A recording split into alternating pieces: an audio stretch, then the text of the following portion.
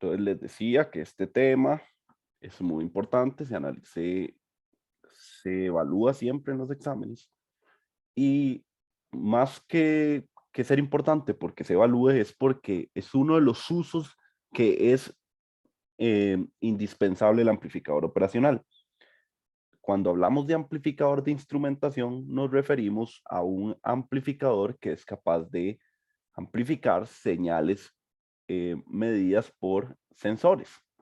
Entonces, si digamos, nosotros estamos en Walmart comprando un aguacate y ponemos el aguacate en la pesa y la pesa, pues de casualidad, pesó menos gramos de los que tenía el aguacate, pues el aguacate me cuesta más barato a mí, que al final se traduce como que el mercado está perdiendo y está perdiendo porque su equipo de medición midió mal. Entonces es muy importante medir correctamente.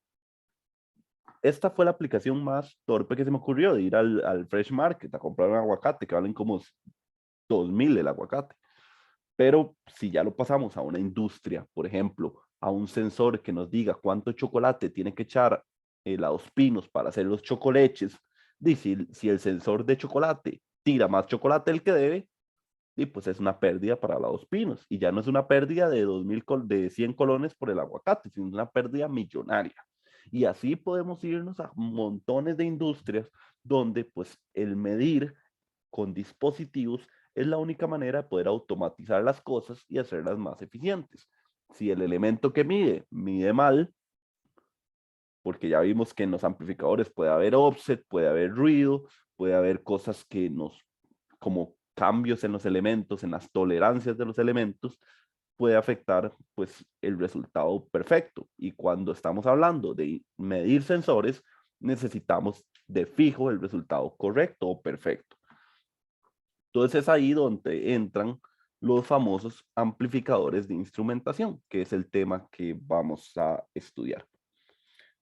Estos amplificadores son amplificadores que amplifican la señal, dada la redundancia, pero la amplifican de una manera muy limpia, es decir, no meten error o minimizan bastante el error, al punto de asegurar, el fabricante de sensores te asegure que el valor que estás midiendo sea correcto. Después, pues vendrá una etapa de calibración, de ir a medir el sensor, a ver si de verdad mide correctamente y hacerle unos ajustes, pero ese es un lado de metrología.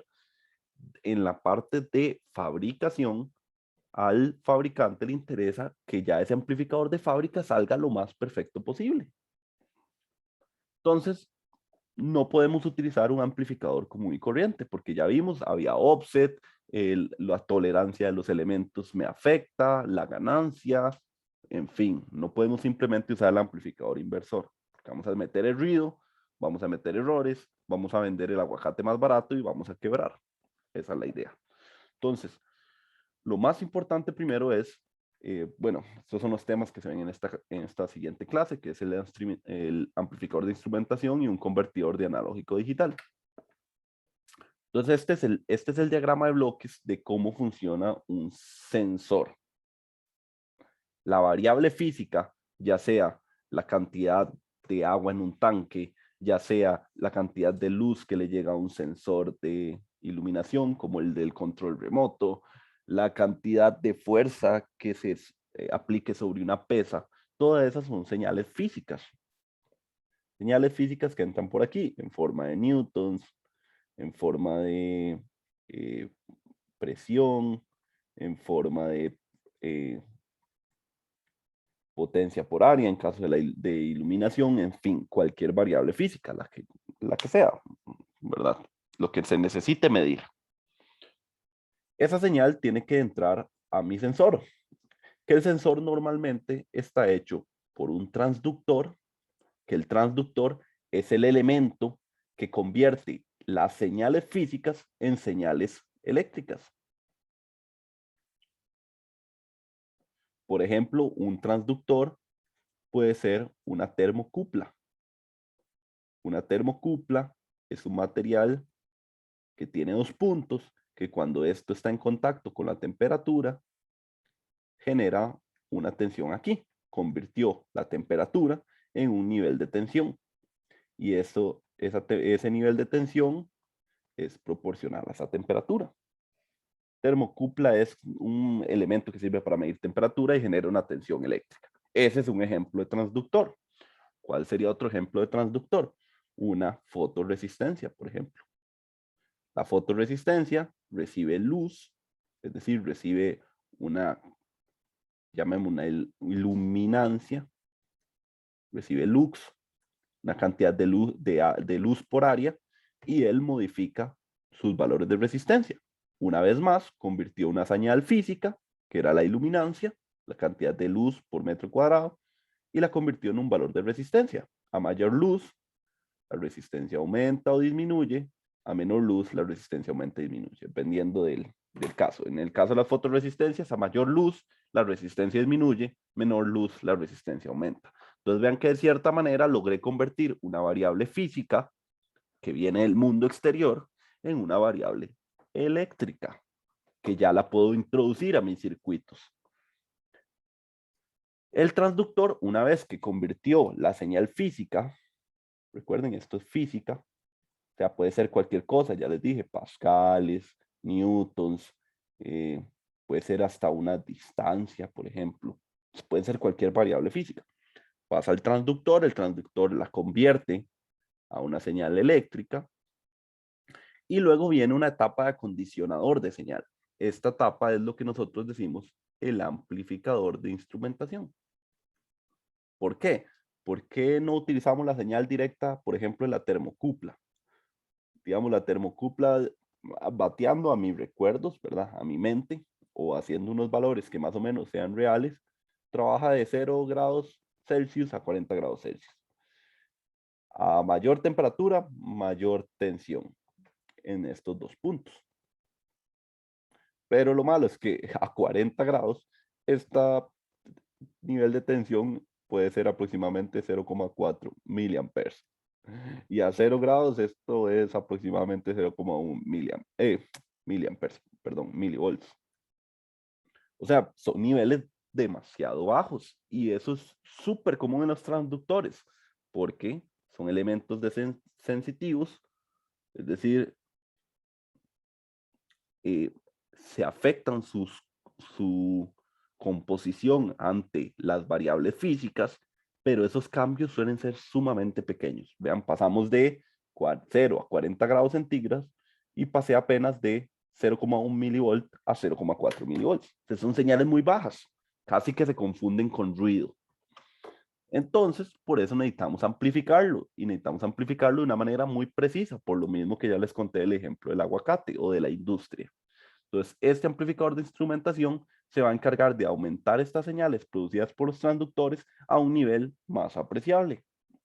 Cuando ese nivel ya es apreciable, ahora sí, eso es información utilizable, porque ya yo no tengo un rango de 0.1 milivolts a 0.4 milivolts en este rango, sino que gracias al amplificador de instrumentación yo tengo 1 volt cuando tengo 0 grados y 15 volts cuando tengo 40 grados. Ahora sí, esto sí es un rango, ya no están como tan pegados los valores y tampoco son valores tan bajos como para que el ruido me lo pueda afectar. Entonces eso es lo interesante. Ahora mi rango, yo sé que aquí, digamos, si llega a 1 volt, yo sé que tengo 0 grados Celsius. Y si llegan 15 volts, sé que tengo 40 grados Celsius. Y en el medio de esto, pues tendría el medio de esto, ¿verdad? Sería como una escala. Así funcionan cualquier sensor. Por eso es importante el uso de los amplificadores operacionales, porque lamentablemente aquí estamos hablando del mundo físico. El mundo físico es analógico, es decir, no puedo, yo le conecto una señal digital aquí, bueno, aquí, digamos, yo le conecto una señal digital aquí al transductor, mejor dicho, aquí, no sé, lo conecto a un microprocesador, y él no va a entender qué es esto, porque él solo entiende unos y ceros.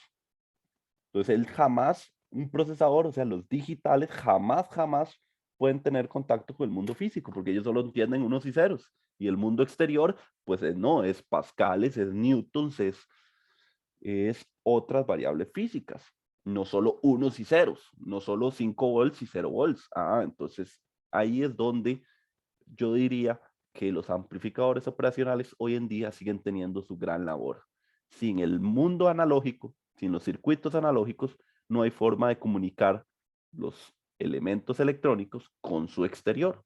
A pesar de que hoy en día hasta un reloj de mesa tiene un microprocesador, pues digamos que sea un reloj que mida temperatura y aparte de tener la alarma, te dice cuál es la temperatura de tu cuarto, jamás él puede, a pesar de que tenga ese microprocesador adentro y toda la programación está ahí adentro, jamás él se podría dar cuenta cuál es el nivel de temperatura si no tiene un sensor. Y el sensor necesita pasar por un amplificador de instrumentación. Después veremos cómo se convierte una señal analógica en una digital. Es lo último de esta clase. Para que ya el microprocesador diga, ok, ya tengo este valor en unos y ceros, ok, ya sé qué hacer con esto. Pero antes no puede conectarse al mundo físico si no pasa por el sensor. Y el sensor tiene que ser analógico, es decir, amplificadores operacionales encontraron su nicho en el mundo. Ok, entonces ya cuando tenemos a ese punto aquí, esta información utilizable la pasaríamos a un convertidor analógico digital en unos y ceros y ya se lo metemos al microprocesador y ya el microprocesador hará toda la magia que hace la programación. Todo el código de 5000 líneas de código ahí para que el reloj funcione, no sé. En fin, o para que muestre los datos, por ejemplo, para que me muestre cuál sería ese valor de peso. Por ejemplo, cuál sería el peso, que me diga cuántos kilogramos en una pantallita muy linda, o que me diga cuántos pascales, en fin, ya esa parte le entra o le toca al microprocesador o a la etapa inteligente. Entonces, transductores, como les dije, hay muchos. Por ejemplo, vean, esta es la famosa termocupla que yo estaba intentando dibujar. Aquí están los dos materiales pegados. Entonces, uno pone esta zona en contacto con algún elemento y puede saber una temperatura que se genere entre aquí, más o menos. Entonces aquí se genera una tensión eléctrica que ya vimos según el ejemplo, que es muy pequeña, depende de las variaciones. ¿Cómo uno sabe las variaciones? Yendo a la hoja de datos del transductor. Siempre ahí va a venir todo. Ahorita vemos un ejemplo. Quiero que veamos más ejemplos de transductores. Esta es la famosa termocupla. Otro ejemplo de transductor es este. Este es un transductor, si mal no me recuerdo, un transductor lineal. Si esto está así, hay un nivel de resistencia. Si esto lo muevo para allá, es decir, muevo este riel como así, y pues tengo un nivel de resistencia más alto. Si lo muevo aún más, tengo un nivel de resistencia más alto. Y si lo muevo hacia el otro lado, más bien tengo resistencia más pequeña y entre más lo mueva, más pequeña resistencia. Es decir, él convirtió el movimiento lineal en valores de resistencia, un transductor. Otro transductor que tenemos es un fototransistor.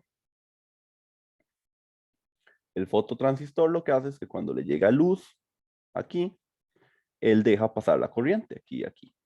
Funciona como un transistor. Lo único que en vez de entregarle corriente base, le entregamos luz a su base. Más adelante veremos cómo funciona. En la clase del lunes entraremos un poquito más en fototransistor porque es parte de la electrónica. Pero vean que al final convirtió la luz en una corriente eléctrica. Son proporcionales. La idea siempre es que la señal eléctrica sea proporcional a la señal física, ¿verdad? Por aquí tenemos un medidor de presión, por ejemplo. Si mal no me acuerdo, la presión entra por aquí. Entre más presión hay aquí, él puede poner una tensión eléctrica, me parece. No me acuerdo si se saca por aquí en cable coaxial o si tiene conectores aquí atrás, no me acuerdo, la verdad. Pero así se ve un transductor de presión. De hecho, vean que aquí dice 10 bar. O sea, ese es su límite máximo. Y por último tenemos este aquí, que se llama una galga. Esto es un transductor de fuerza. Si yo agarro esta galga, la engancho aquí con algo y la estiro, la galga se hace más grande. Se hace más grande, su resistencia se hace más grande. Si yo más bien no la estiro, sino la empujo y la encojo, y la galga se hace más pequeña y por lo tanto su resistencia se hace más pequeña. Recordando por qué funciona la galga así. Recordando que la resistencia de un material es igual a su su coeficiente resistivo por el largo entre el área. Si esto se hace más grande, la resistencia es más grande. Si esto se hace más pequeño, la resistencia se hace más pequeña. Entonces, la galga, es un transductor de fuerza, porque al final el que se estire es efecto de la fuerza, y por lo tanto su resistencia al final es proporcional a la fuerza. ¿Ok? ¿Todo claro con los transductores? ¿Tienen alguna pregunta? Son ejemplos, estamos viendo ese ejemplo.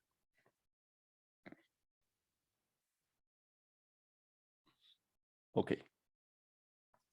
Entonces, para que vean que hay muchos, y hay para todo tipo de variables físicas, porque el ser humano es tan increíble y siempre es tan inteligente que pues, logra crear alguna forma de conectar sus circuitos con el mundo físico. Entonces, veamos ahora sí, veamos las características de uno. Por ejemplo, la galga, este elemento de aquí, que yo les dije, cuando lo estiro, aumenta la resistencia y cuando lo encojo, disminuye su resistencia. Entonces, más o menos aquí se muestra, este es el estado inicial. Si yo le aplico fuerza y lo encojo, y pues esa resistencia se reduce un valor delta R. Si yo lo estiro, aumento su L, y pues esa resistencia sería un R más un delta R. ¿Qué va a pasar con los transductores? Que los transductores tienen un nivel máximo y mínimo en los que pueden funcionar. O sea, esto yo no lo puedo estirar infinitamente y pensar que siempre va a funcionar, o encoger hasta lo más mínimo y pensar que siempre va a funcionar. O sea, va a tener un punto en el cual se va a destruir, va a tener un punto en el cual ya no puede cambiar más sus valores o deja de ser lineal, o va a haber puntos en los cuales ya simplemente no lo puedo encoger o no lo puedo estirar más por simple resistencia a los materiales. Entonces, siempre hay una hoja de datos asociada a el transductor. Dependiendo del transductor, así serán las características que va a tener esa hoja de datos. Por ejemplo, como este elemento es una galga, es un material físico que estiro o encojo, características que tengo importantes van a ser, por ejemplo, la fatiga, que me va a decir más o menos cuántos ciclos de trabajo va a soportar la galga antes de quedar hecha un papalote ahí, antes de que quede toda destruida. Esa es la idea. También vamos a encontrar datos como, por ejemplo, la temperatura, que dependiendo del material de la galga, pues esto lo que dice es 11 partes por millón entre grados Celsius. Eso quiere decir cuánto se deforma el material por la temperatura. Es un dato que puede ser importante dependiendo de la aplicación. Aquí, para ustedes es importante memorizar esto, no. O sea, es nada más darse cuenta que en este ejemplo, para una galga, hay ciertos datos. Si vamos a un transductor de fuerza, va a haber, de presión, va a haber otro tipo de datos. Si vamos a un transductor de luz, va a haber otro tipo de datos, pero que siempre sepan que esos datos van a estar relacionados a las capacidades que tenga ese transductor. Uno que es muy importante para la galga es el factor de galga. Creo que se llamaba así, factor de galga.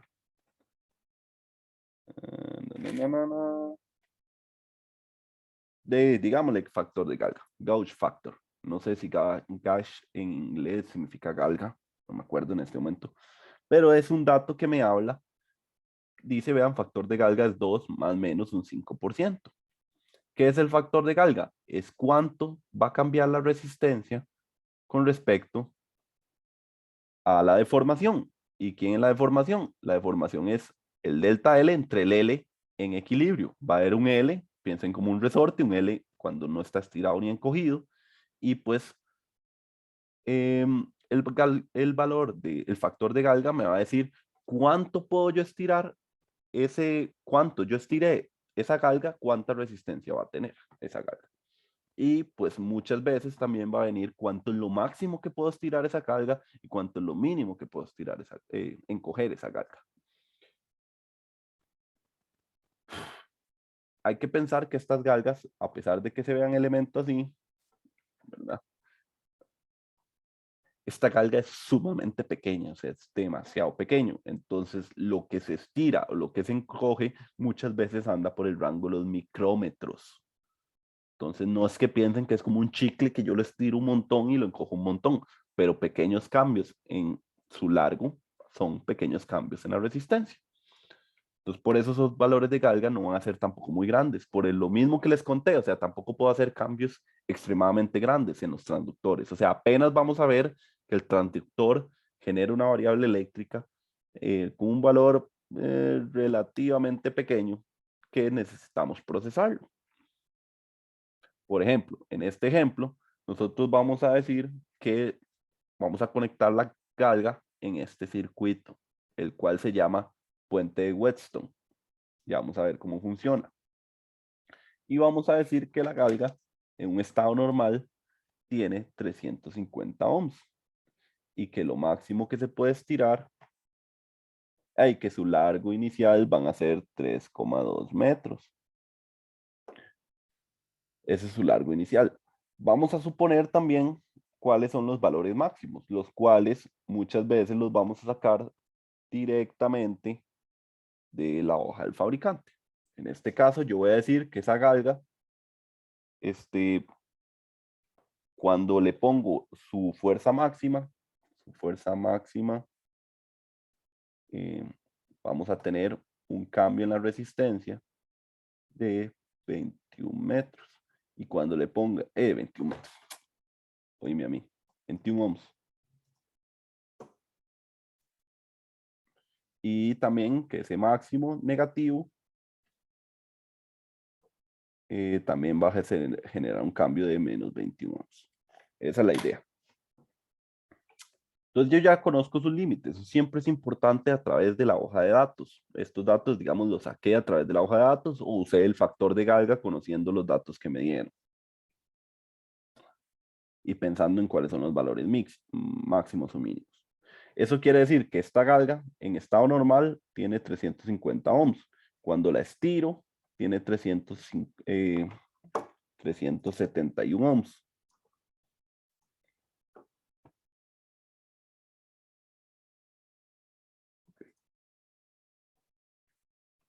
Y cuando lo encojo, tiene 329 ohms. Entonces vean que su resistencia varía dependiendo de si la encojo o la estiro. ¿Para qué me sirve este puente? Este Whetstone Bridge, ¿qué es lo que hace? Este Whetstone Bridge se suele utilizar mucho con galgas. Se puede utilizar con cualquier otro elemento que cambie su resistencia, en realidad, pero es muy clásico verlo en pesas. ¿Cómo funciona esto? Vean, tengo una batería, un valor constante, y tengo valores de resistencia que valen exactamente lo mismo que la galga cuando nadie la estira. Es decir, la galga está quietica.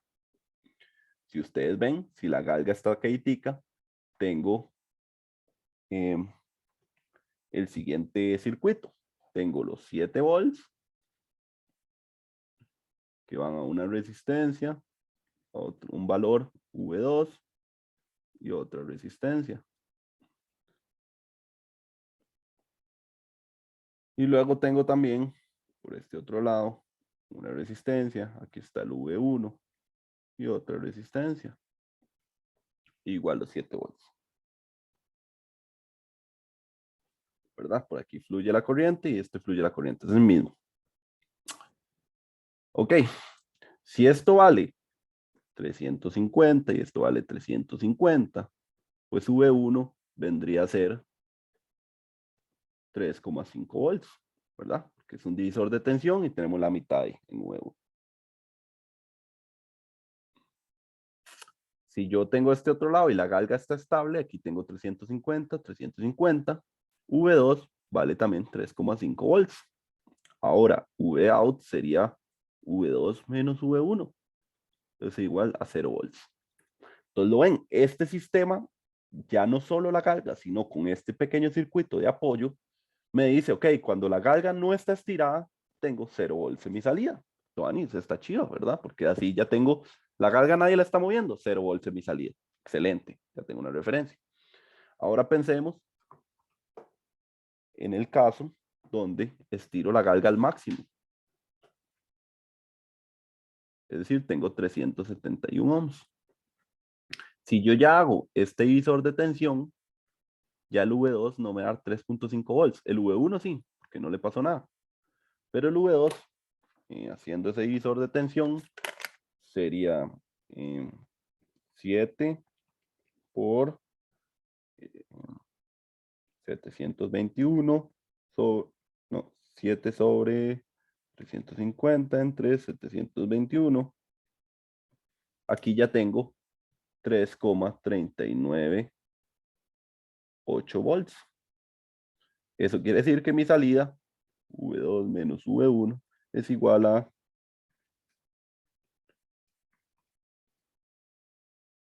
0,102 volts. ¿Lo ven? En negativo.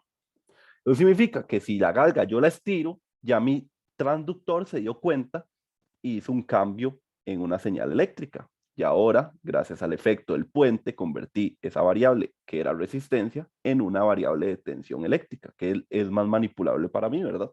Las variables de resistencia no las puedo modificar con amplificadores, pero las variables de tensión eléctrica sí. Entonces ya tengo esto. Ahora veamos el otro ejemplo. Cuando esto es menos 21 ohms, vale 329 ohms. Si vuelvo a calcular el V1, me vuelve a dar 3,5 volts, porque es un nodo altero. Y el V2 ahora me valdría, si hago el divisor de tensión, serían 7 por 350 entre 350 más 321. Me dio 3,65 volts. Eso quiere decir que la salida V2 sería V2 menos V1.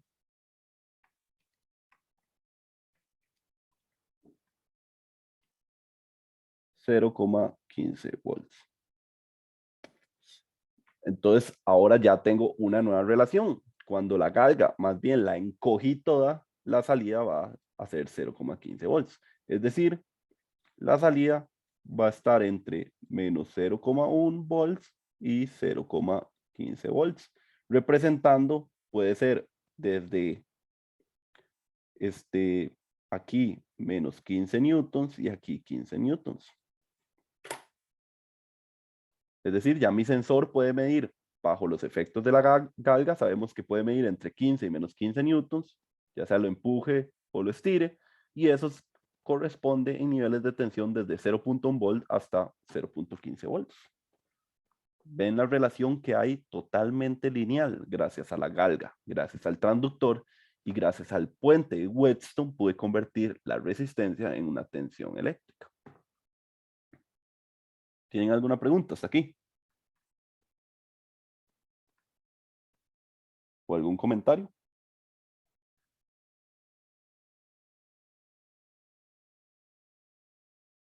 No, no, está tuanis porque tal vez uno no piensa a veces como todo lo que hay detrás de un circuito ahí para hacer un tipo de estas mediciones. Exacto, y los sensores son lo más importante que tenemos en la automatización. Nada se podría automatizar si no tuviéramos sensores.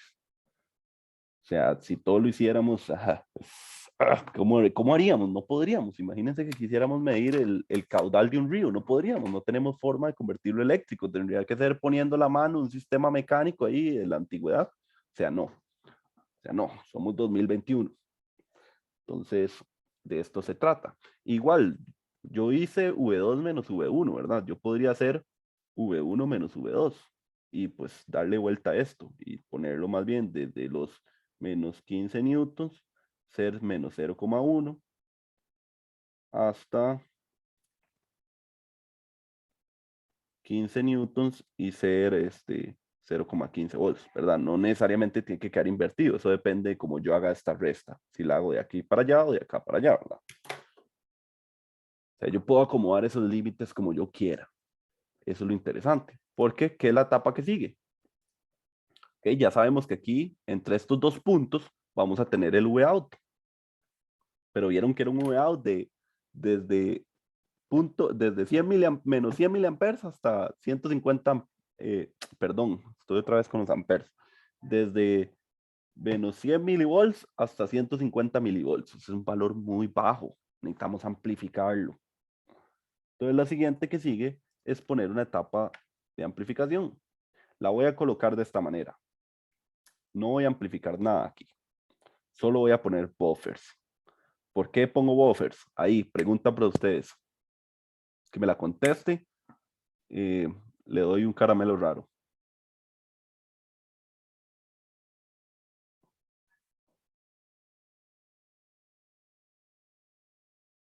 ¿Por qué necesito poner buffers? Para que la entrada sea igual a la salida en esos buffers. Ajá, y eso sí, pero ¿para qué hago eso? ¿Para qué quiero poner el buffer? Ya sabemos que hace eso, que pone lo mismo en la salida que en la entrada. Pero ¿para qué si hace eso no pongo directamente las entradas? Al siguiente punto.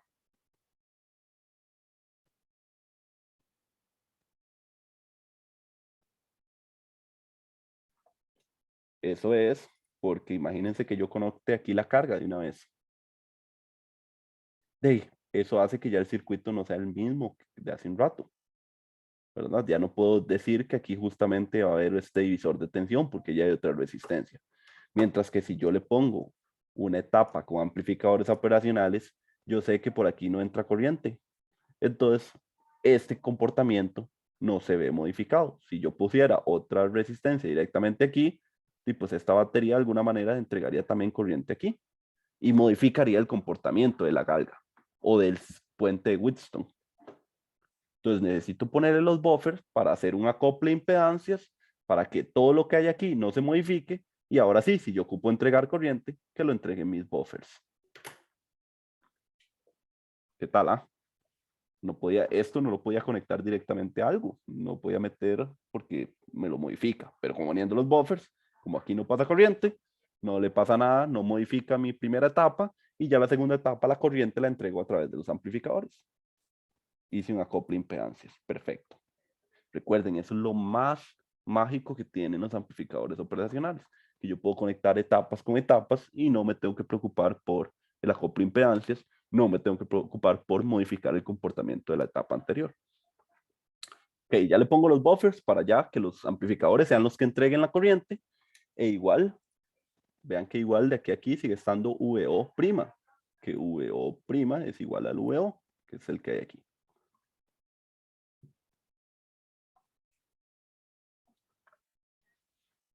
Ok, son lo mismo. Recuerden, solo me sirve para poder entregar la corriente.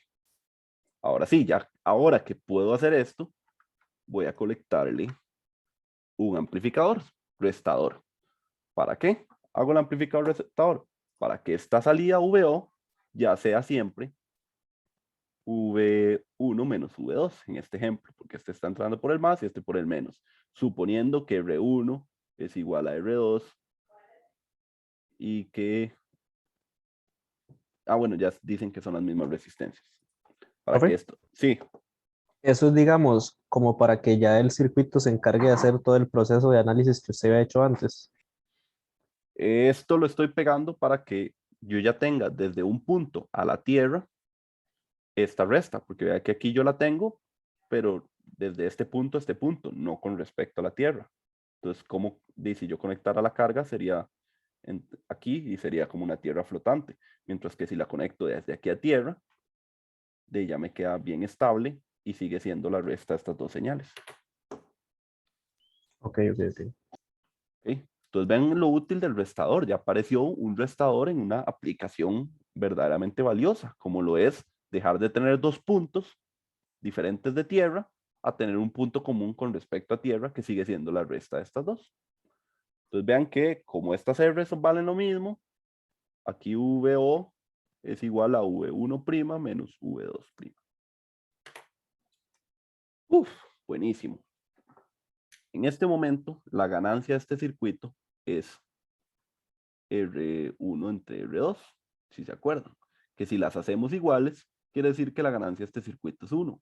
Es decir, aquí sigo teniendo un valor que va desde los 0,1 menos 1 miliamper hasta, qué necio, ¿verdad? Que estoy con los amperes.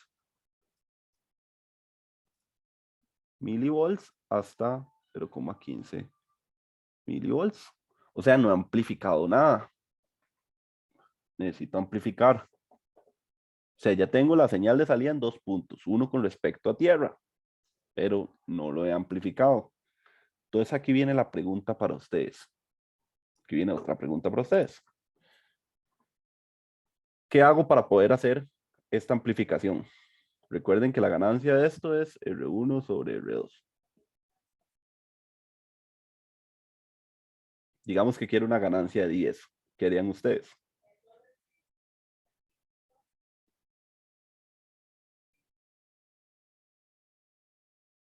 ¿Qué harían ustedes como diseñadores? Usted puede escoger este R1 y este R2 y usted ocupa hacerlo 10 veces más grande. Y usted ya sabe que la ganancia sale esto. Es decir, VI por R1 entre R2 es igual a VA. Y Bueno, por ejemplo, podría escoger el de el R1 como 10K y el de R2 como 1000. exacto, podríamos hacer eso. Recuerden que esta salida VO en realidad sería así. V1 menos V2 entre R1 sobre R2. Ok, sí, te la compro. Te compro esa idea. Ponemos esta en 10K y esta en 1K.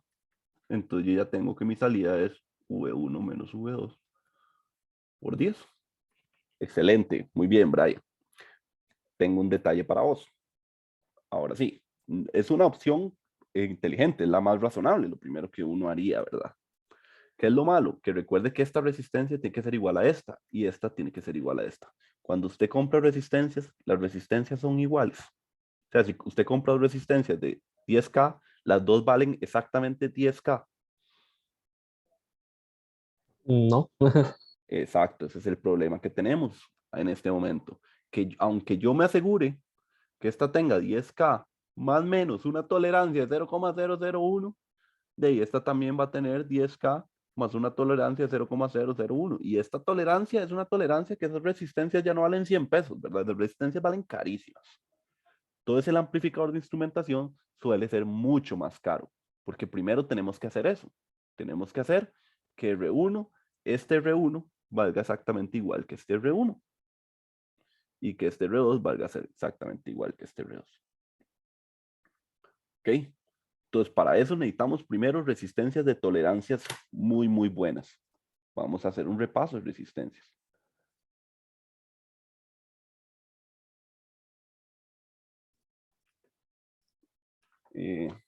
Franjas de colores, resistencias. Entonces, vean, por ejemplo, viendo esta resistencia, acuérdense, la primera banda es un valor, la segunda banda es otro valor, la tercera banda es pues, el multiplicador y la última banda la tolerancia. Vean las tolerancias que tenemos. Si es dorado, tenemos un 5%.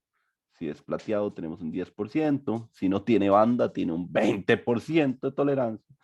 Y si es café o roja, pues tenemos una tolerancia de un 1%, un 2%. Que una tolerancia en una resistencia de 10K de un 1% es 10K más 100 ohms. Más menos 100 ohms. O sea, ya no es tan bueno. Si vamos a resistencias que tienen mayor calidad, tenemos estas otras tolerancias, que son tolerancias aún más pequeñas. Ya una tolerancia, digamos, de una banda gris de más o menos 0,05%, eso para una resistencia de 10K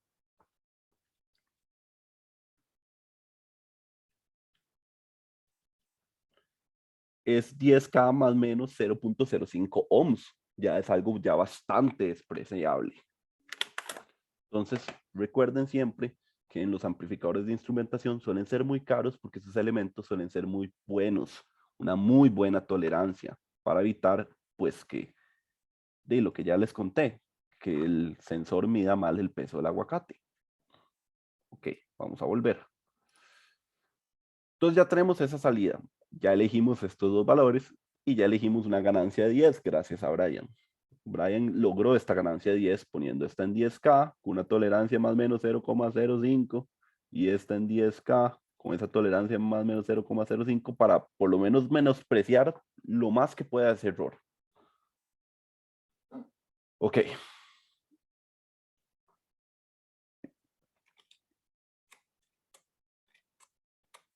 Ahora, una nueva pregunta para ustedes. ¿Qué pasa si yo quisiera hacer esa ganancia variable? Es decir, yo quiero hacer esa ganancia que varíe desde 10 hasta 100. ¿Qué haría usted, Brian? Nuestro diseñador estrella. ¿Qué haría usted? No sé, podría tal vez como poner un potenciómetro. Ok, digamos que convertimos este en un potenciómetro. Pero recuerde que para que se siga dando la relación de Vout es V1 menos V2 por R1 entre R2, R1, este R1 tiene que ser exactamente igual a este R1. Entonces pondría otro potenciómetro aquí. Digamos, eso fue lo primero que se me vino a la mente. Ok, está bien, era una pregunta con trampa. Eso es lo primero que a uno se le vendría a la mente. Pero imagínese que usted le dé vuelta a esta perilla y cambió este 10K a 20K. Y ahora tiene que mover esta perilla y volverla a poner en 20K exactos. Sí, sí, tiene que tener demasiado pulso. Exacto, no sirve, porque otra vez estamos jugando con el dinero del mercado, ya no pesando aguacates, sino haciendo una mezcla gigante de algún material. Entonces, el sensor tiene que medir perfecto y de ahí meterle este error humano echaría a perder todo el trabajo que llevamos hasta el momento.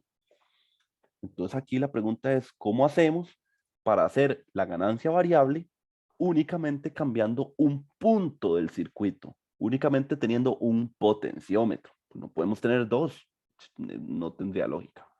Entonces vamos a modificar más este circuito porque es una pregunta con trampa, Brian. Obviamente la respondiste bien porque no iba a ser muy complicado si pongo un potenciómetro. Esa era la respuesta Eh, correcta con trampa. Eso me suena que por lo menos es como el envoltorio de un caramelo raro, profe. No, los caramelos raros nunca vienen a medias, son unidades.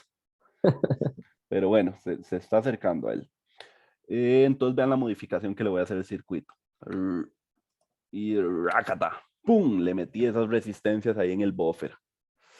Ok, entonces veamos lo que sucede. Analicémoslo matemáticamente. Ya sabíamos que este V-out era igual, teniendo estas resistencias iguales, dejémoslas con ganancia 1 y con esa tolerancia de más o menos 0,05%, imagínense. Entonces, gracias a eso, nosotros decíamos V-out es V1' menos V2', ¿verdad? Por R1 entre R2. ¿Ok? Pero ahora, ¿quién es V1' y quién es V2'? Entonces, vean el circuito que voy a hacer aquí. Vean que aquí tenemos retroalimentación negativa, es decir, en este mismo punto tenemos V1, ¿verdad? Que es lo mismo que V más por cortocircuito virtual. Y en este punto tenemos V2 también, por cortocircuito virtual en este otro. Entonces, veamos esto interesante. Vamos a hacer esto. Vean que aquí, esta corriente, hay una corriente que se va por acá y baja por acá. Igual que en este. Este hay una corriente que va hacia allá. Luego hay otra corriente que viene por acá, pasa por la resistencia y pasa por acá. Y entra el transductor. O sea, si yo me imagino que hay una corriente que sale por aquí y una corriente que sale por aquí, como aquí no entran corrientes, de esta corriente que estoy dibujando aquí es exactamente esta corriente que estoy dibujando aquí. Nada más que alguna de las dos tiene el signo equivocado, ¿verdad? Pero es la misma corriente. Entonces yo podría decir que esta tensión de aquí, vamos a ver cómo lo digo, esta tensión de aquí que es V1' menos V2', que es la tensión que hay en este punto, ¿lo ven? Es igual a la diferencia de tensión que hay por todo este camino. Es decir, es igual a la corriente por 2 veces R3, porque ven que esa corriente, que voy a suponerla solo en esta dirección, para que no se les mezcle nada. Así.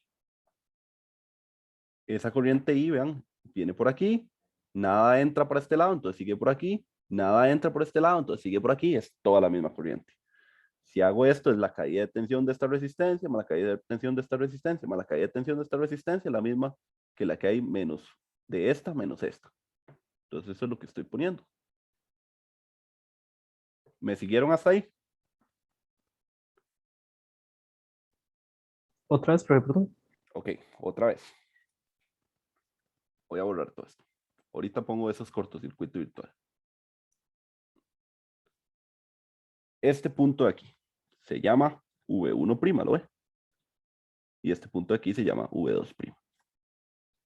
Entonces vean que la tensión que hay de este punto a este punto, o mejor dicho así, tensión que hay de este punto a este punto, es V1' menos V2'.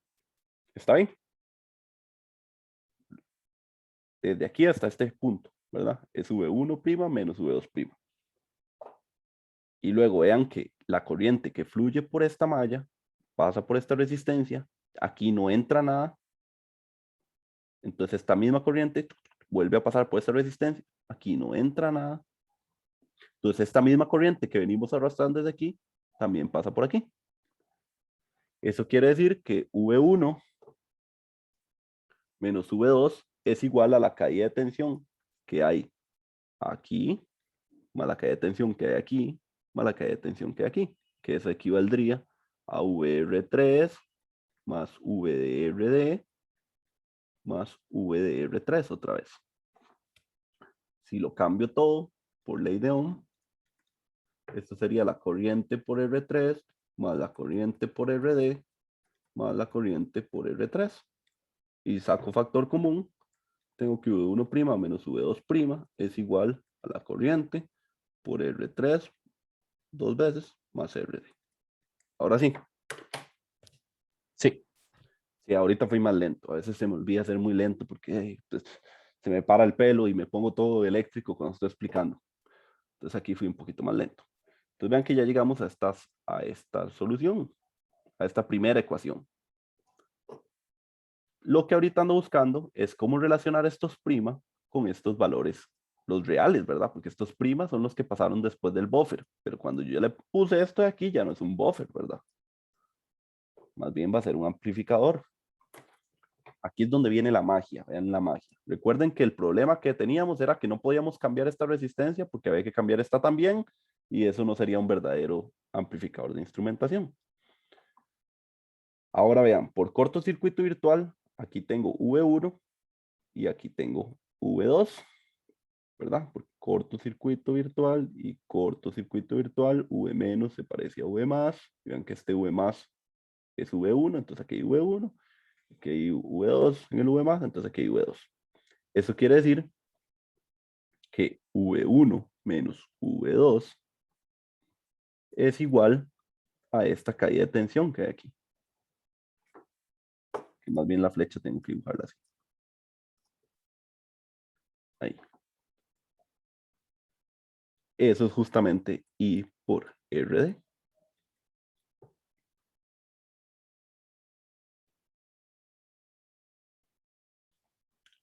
Y si yo cambio, despejo esta I y la envío este RD aquí a restar y cambio esta I justo aquí, voy a obtener que V1' menos V2' es igual a V1 menos V2 entre RD por 2R3 más RD.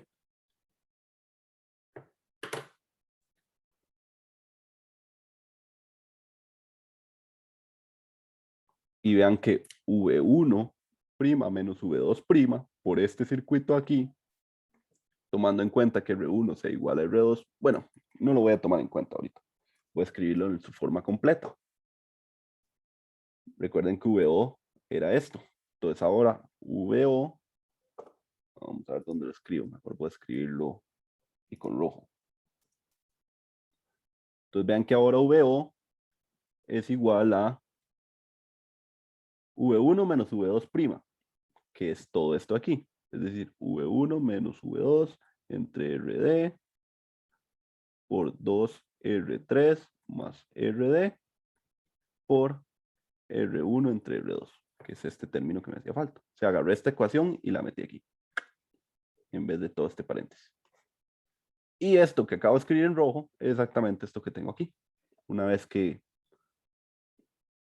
meto este RD a dividir esto del paréntesis. ¿Lo ven? Si divido, me queda 2R3 entre RD y RD entre RD me da 1. Finalmente, tengo esta relación de salida. ¿Me siguieron hasta ahí? Sí.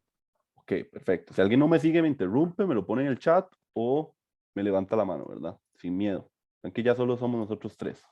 Ustedes tres y yo. Entonces, voy a borrar. Tenemos esta relación de salida. Yo ya puedo hacer si R1 y R2 vale 1, haciendo que estos sean iguales.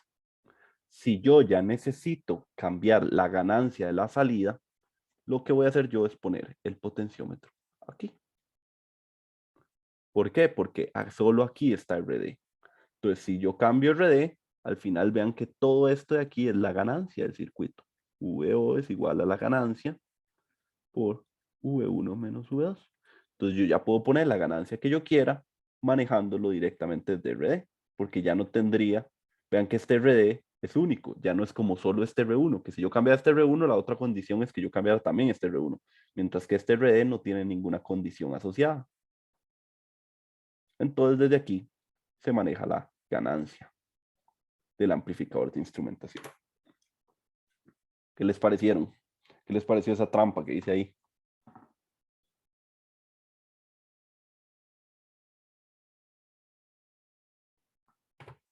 Ingeniosa, ¿verdad? Por eso somos ingenieros. Entonces, vean que ahora toda la ganancia la puedo manejar desde este RD.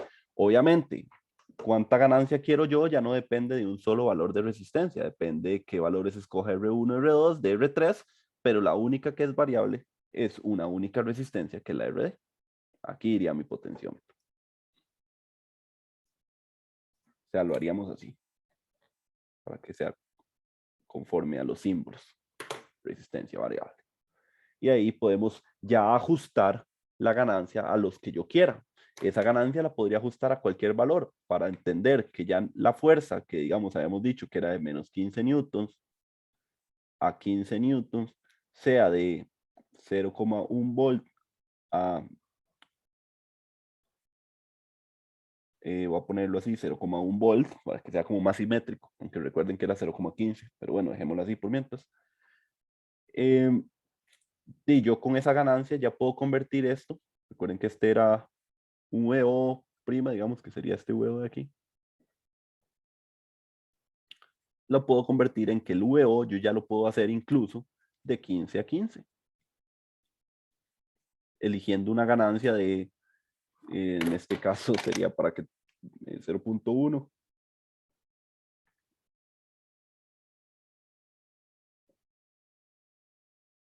Sería 15 entre 0.1. Tendría que escoger una ganancia de 150. Si mi ganancia total, es decir, todo esto, valiera 150, yo ya tendría hasta una relación directa de cuando tengo menos 15 newtons, tengo menos 15 volts. Y cuando tengo 15 newtons, tengo 15 volts. Que ya eso se lo meto a un microprocesador y yo ya le digo, cuando le lleguen menos 15 volts, eso significa que tengo menos 15 newtons. Y cuando le llegan 15 volts, eso significa que usted tiene 15 newtons. ¿Lo ven? Ya eso se lo entregamos al microprocesador o al elemento que haga la magia. Pero la parte del sensor la construimos nosotros. Uf. Ok. Este es el famoso amplificador de operacional. Entonces, muchas veces en los ejercicios de diseño ya vamos a resolver algunos en la práctica, en la sesión de práctica o que sería la otra semana. Lo que les pide es elija esta CR para cierta galga. Ustedes van a la hoja de especificaciones de la galga, se dan cuenta cuánto es el valor nominal, se dan cuenta cuánto se estira a lo máximo, así uno saca los valores máximos y mínimos, que siempre son importantes para saber de cuánto a cuánto trabaja el sensor, ¿verdad? Los sensores siempre tienen límites de trabajo que vienen dados por sus transductores. Después uno viene, coloca estas dos etapas, coloca el restador, elige estos valores de resistencia, elige estos valores de R3 y el RD siempre sería la ganancia variable. Obviamente uno podría poner una resistencia fija y que todo el sensor tenga una ganancia fija, pero en caso de que yo quiera alguna forma a la hora de calibrarlo, me dicen, ok, ese error está ahí, hay que calibrarle un poquito, hay que subirle esa ganancia 0.1 para que sea el valor verdadero, ya una vez que se hizo la calibración. Entonces ya uno viene al RD y lo sube un poquito hasta que la ganancia sea lo que el calibrador o el metrólogo le dijo que se necesitaba para que el sensor de verdad midiera lo que tiene que medir, que es lo más importante del sensor. ¿Tienen alguna pregunta?